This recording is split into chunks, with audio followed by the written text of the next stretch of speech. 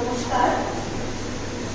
আজ আমরা শিবপুর ভবানী বালিকা বিদ্যালয়ের ছাত্রীরা, শিক্ষিকাবৃন্দ এবং অন্যান্য সহকর্মীবৃন্দ সকলে সমবেত হয়েছি ভারতবর্ষের যে বিখ্যাত সঙ্গীত বন্দে মাতরম, সেই গানটির 150 বছর পূর্তি সেলিব্রেট করার জন্য। আমরা ভারতবাসীরা প্রত্যেকেই এই গানটি গাওয়ার সাথে সাথে নিজেদের দেশপ্রেম এবং একতা বোধকে উজ্জীবিত করি।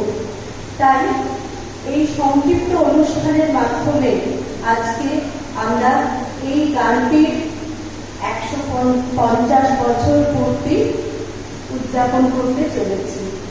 এই দিনটি বা এই গানটির তাৎপর্য সম্পর্কে আমাদের বিশেষভাবে অবহিত করবেন আমাদের বিদ্যালয়ের শিক্ষিকা শ্রীমতী ইন্দ্রাণী চ্যাটার্জি মহাশয়া।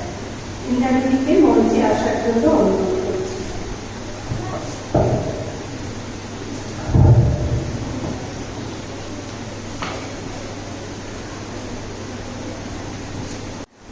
নমস্কার। উপস্থিত আমার সহকর্মী, বন্ধু, দিদি এবং বোনেদের এবং আমার প্রিয় ছাত্রীদের উদ্দেশ্যে বলছি, আজকে হঠাৎই আমাকে কিছু বলতে বলা হয়েছে বন্দে মাতরম গানটি নিয়ে। কৃষ্ণান আমাদের আগেই বললেন যে আজকে গানটির 150 বছর পূর্তি হল, অর্থাৎ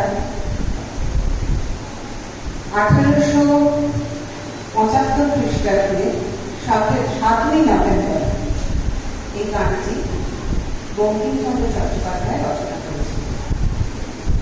1882 খ্রিস্টাব্দে প্রকাশিত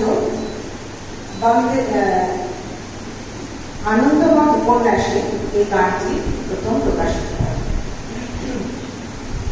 পরবর্তীকালে বঙ্গদর্শন একটা খুব জনপ্রিয় পত্রিকা ছিল।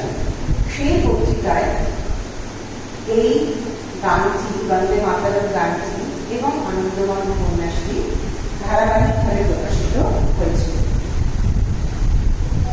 গানটি সংস্কৃত এবং বাংলা মিশ্র ভাষায় রচিত।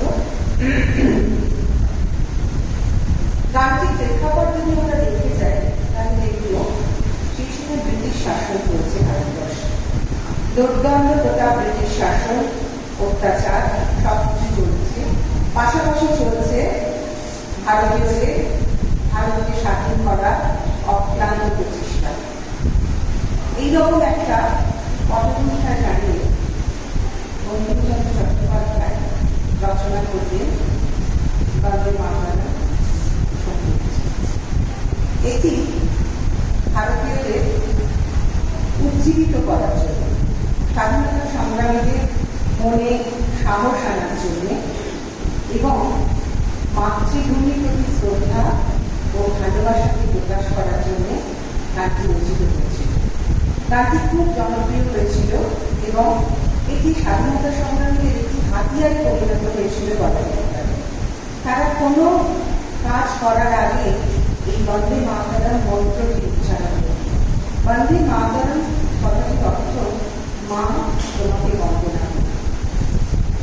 এটি আস্তে আস্তে একটি জাতীয় স্লোগান পরিণত হয়। গানটিতে দেশ ও মাতাকে মা রূপে কল্পনা করা হয়েছে। মায়ের অপমান, মায়ের কষ্ট যেমন আমাদের কাছে আমরা কিছুতেই সহ্য করতে পারি না, মেনে নিতে পারি না, সেইভাবে ভারতবাসী যেন মা হিসেবে কল্পনা করেন দেশ। এটা বলা হচ্ছে। এইভাবে দেখা যাচ্ছে যে আমরা যদি তৎকালীন ইতিহাস ঘাঁটি দেখব যে এই গানটি সবার মুখে মুখে সেই সময় প্রচারিত হয়েছিল।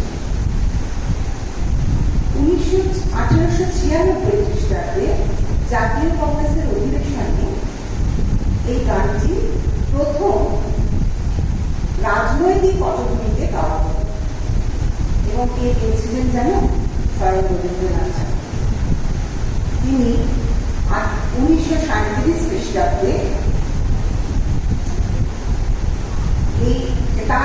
অনুপ্রেরণায়, তিনি বলবো না শুধু, তার অনুপ্রেরণায় জাতীয় কংগ্রেস 1937 খ্রিস্টাব্দে এই গানটি প্রথম দুটি স্তবককে জাতীয় সঙ্গীতের মর্যাদা দিয়েছে। পরবর্তীকালে 1850 খ্রিস্টাব্দে যখন রবীন্দ্রনাথ ঠাকুর রচিত জনগণ মন অধিনায়ক জয়তে গানটি যখন জাতীয় সঙ্গীতের মর্যাদা পেল, তখন এই গানটি প্রথম দুটি বন্দে মাতরম গানটি প্রথম দুটি স্তবককে জাতীয় স্তোত্র হিসেবে মর্যাদা দেওয়া হয়। এটি জাতীয় গান হিসেবে গৃহীত হয়।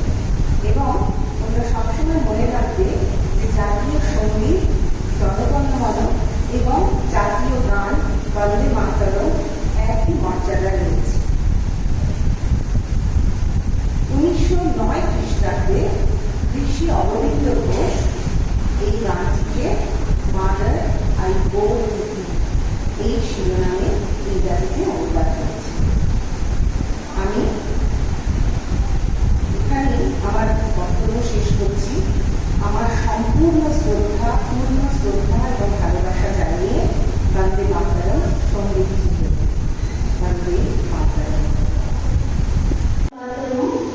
এই স্তোত্রটি আমরা ছাত্রীরা এবং শিক্ষিকারা গেয়ে এই অনুষ্ঠানের সমাপ্তি ঘোষণা করব।